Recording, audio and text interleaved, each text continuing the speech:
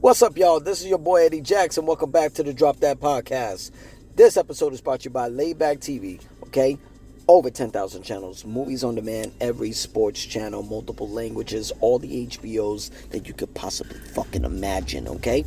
Make sure you check it out on Layback TV, okay? LAYBACKTV.com, okay? LaybackTV.com. They got all the information where they could show you exactly where to download it on your iPhones and your Androids on the Apple stores and the Play stores, okay? And how you can connect it to your Fire Sticks. Also, go ahead and ask them any questions you want on their Instagram, official_Layback TV. So let's get into some fucking fight talk, bitch.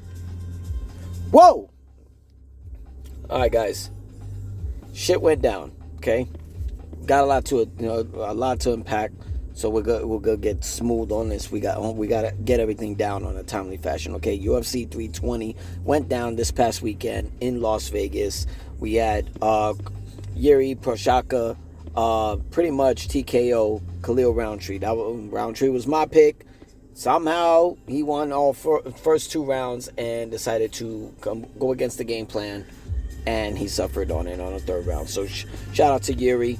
I mean, you can make an argument, maybe.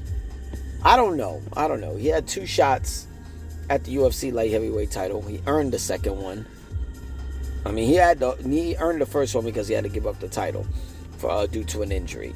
Second, he earned it. Does he deserve a trilogy? I don't think so. When you get slept by Alex Pereira twice, it's kind of hard to market a third fight unless you had the championship. So I don't think Yuri should get the next shot. I think it's still Carlos Alberg. Co-main event, Merab Dvalishvili. I can't even say his fucking name, and I'm sorry I torture it. He defeated by unanimous decision Corey Sandhagen. I gave the first round to Corey, and for some reason, Corey didn't have anything left to outpoint, outmaneuver, outstrike, which is weird because he almost got finished. Yeah, I think Corey needs a little bit more experience before he can get another shot. Where does Merab go from here? It's kind of a question mark now. Corey Sandhagen was clearly the number one contender, but I don't know. He wants to fight. Merab wants to fight in December. What do you do? What challenger do you get? We're gonna get a rematch between him and Umar Nurmagomedov. I don't know. He could probably move up, but I think he's a little too short for 145. So that's just my opinion. We'll see. Alex Pereira got his revenge, finishing Ankalaev in the first round. KO. Holy shit. He was pissed. I don't think he gave a flying fuck about the light heavyweight championship and winning it back. He's already a 2-division champion, but now he's a 2-division champion who has won back one of his championships. He joins a significant group like Randy Couture, like Amanda Nunes, like John Bones Jones, 2-time light heavyweight champion. Now, he won the fight. First of all, does Ankalaev deserve a rematch? Fuck no. You barely won the first fight, and you got swept on the second fight. No. Very hard to argue a championship trilogy. I mean, I think Yuri versus Ankalaev will probably make more sense than anything, but that's just me.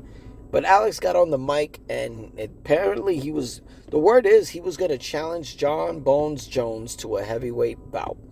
Apparently he's done with light heavyweight and ready to move up to heavyweight, but couldn't happen. Apparently couldn't happen because he wanted to pay his condolences, and we will pay our condolences as well to the brother of John Bones Jones, Arthur Jones, former player of the Baltimore Ravens and the Indianapolis Colts. I think he's a NFL Super Bowl champion as well. Many healing energy and condolences to the Jones family, his father, his brother Chandler, and as well as John Bones Jones. Very sad, man. You know what I mean? He's been to the fights with John, and yeah, I heard great things about Arthur Jones. He was such a great guy. If he didn't pursue football, they said he had a career in wrestling that he could have went to. Apparently he was training over there at where was it, at Greg Jackson's in New Mexico, Albuquerque, New Mexico. Yeah. So rest in peace to Arthur Jones, and healing energy and condolences to the Jones family.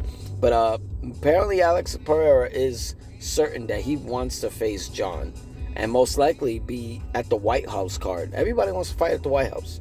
You know what I'm saying? You got Jorge Masvidal wants to fight Leon Edwards. You got Kayla Harrison versus Amanda Nunes. That's definitely a possibility. You got Conor McGregor and Michael Chandler that look like they might co-main event. But I mean, honestly, I didn't think too much. Everybody wants Tom Aspinall versus John Jones in the main event. I would definitely understand if they put John Jones versus Alex Pereira in the main event instead. That would do. Those four fights, if they were to start the main card, Jorge Masvidal versus Leon Edwards, an American fighter is in there. Amanda Nunes versus Kayla Harrison, there's an American fighter in there, Olympic American fighter. Conor McGregor versus Michael Chandler. Chandler's an American. John Jones versus Alex. John is an American. That's the perfect card, without question. These are all these are the perfect card, because all of these can main event any pay-per-view or any fight night. Mainly pay-per-view. And there's history. I mean, other than John and Alex, there's no history. They just really want to face each other. The rest of the card is very much history. How does Alex do it? I would say we wait until Tom Aspinall and Cyril Gane face in Abu Dhabi next month. I think, actually, it's this month. Sorry. They face for the heavyweight championship this month, okay? Let's wait and see what happens. It gets interesting if Cyril Gane wins. Tom Aspinall, if he wins, you can do a champion versus champion fight next year. You can do it in February or March, either one, and put Tom Aspinall versus Alex Pereira. Heavyweight championship. Winner faces John Jones at the White House. I think that's the perfect setup. If they can do it. You know what I'm saying? But let's see. Let me see. Oh, workout out. Conor McGregor missed 3 attempts in the UFC doping agency. And apparently that's a violation for the last year. So they're going to suspend him from September of 2024 all the way to March 20 of 2026. Seems fair, I guess.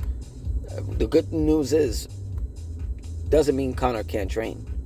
Still, give up your samples and, come in clean, regardless of what with your drug testing. And then look what will happen.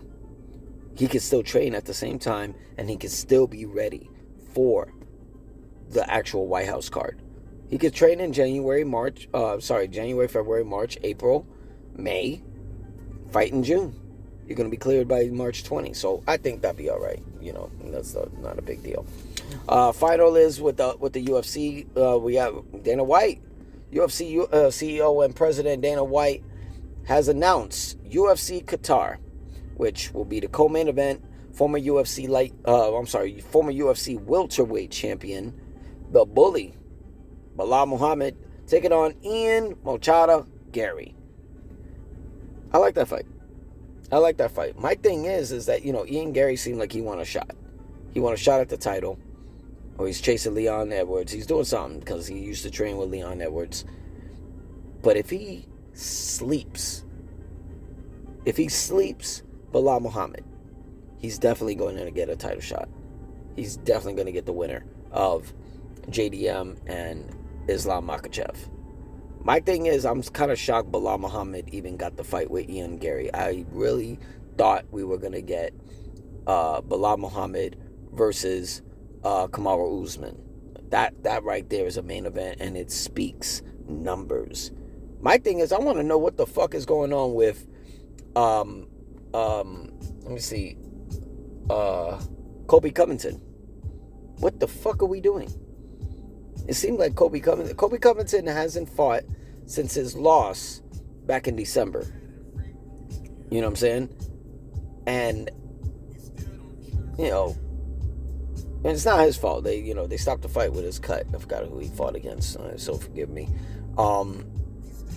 It's a little weird. You know what I'm saying? Like, it's what they're gonna actually do when it comes down to actually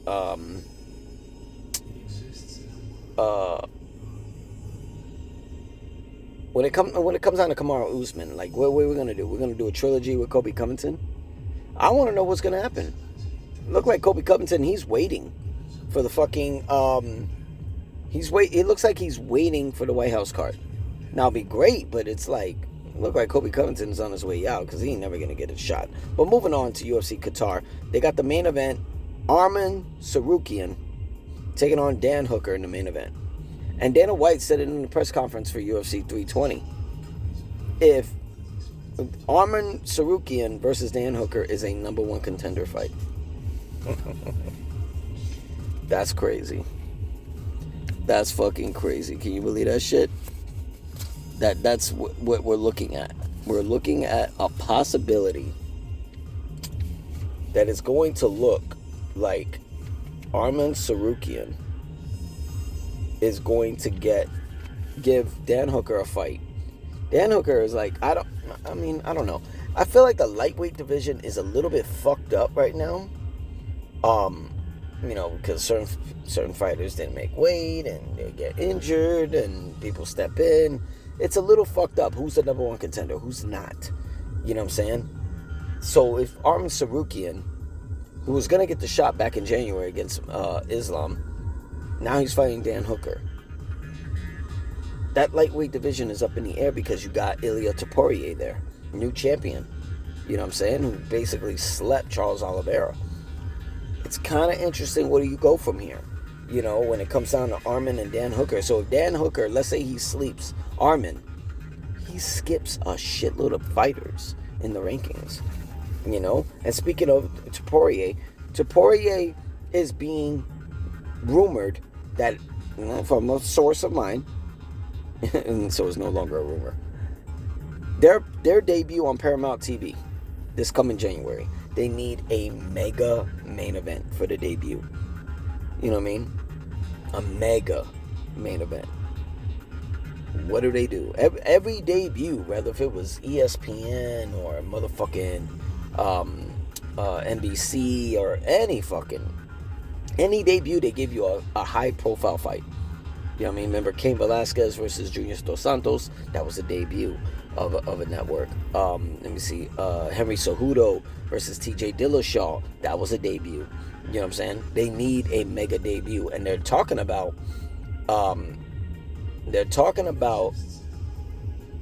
Ilia Topuria versus Justin Gaethje. Now, Justin Gaethje has been talking shit about he wants a title shot or he's going to retire. Personally, if you want an exciting fight where two people are going to brawl it out, yeah. Ilia Topuria versus Justin Gaethje does sound interesting. Does Justin deserve a title shot? No. He dropped the ball in a lot of them. If he came with good game plans, he would be champion. He didn't. You know what I'm saying? What makes sense? What makes numbers? What makes a story? And what's got beef? Ilia Topuria versus Patty the Batty Pimlet. Lightweight championship. Why the fuck not? You're going to do one more fight for both of them? For Ilia and Patty? Before you actually get them in? You're missing a fucking fire situation. Yo, this is... A source of mine say this could be either one of them. Business-wise, story-wise, a grudge This is like Conor versus Khabib almost, just minus the hand truck. I don't know. It's weird. I personally want Patty versus Poirier. That's just me. Before we get out of here, we got a few things for boxing. Manny Pacquiao returning back in the ring at 47. Soon he will be 47 to take on Rolly Romero, WBA championship in January of 2026 on PBC. That'll be interesting. Rolly Romero came off a high-profile main event defeating Ryan Garcia, knocking him on his ass too. Damn, that would have been Ryan Garcia getting the fight with Pacquiao. He fucked up. He dropped the ball. He lost the bag. But we got an official 140-pound interim championship December 6th. Pitbull Cruz gets to welcome 140-pound contender Lamont Roach. I still got Pitbull Cruz in that one. That's going to be crazy. And our final fucking moment of to mention, GFL.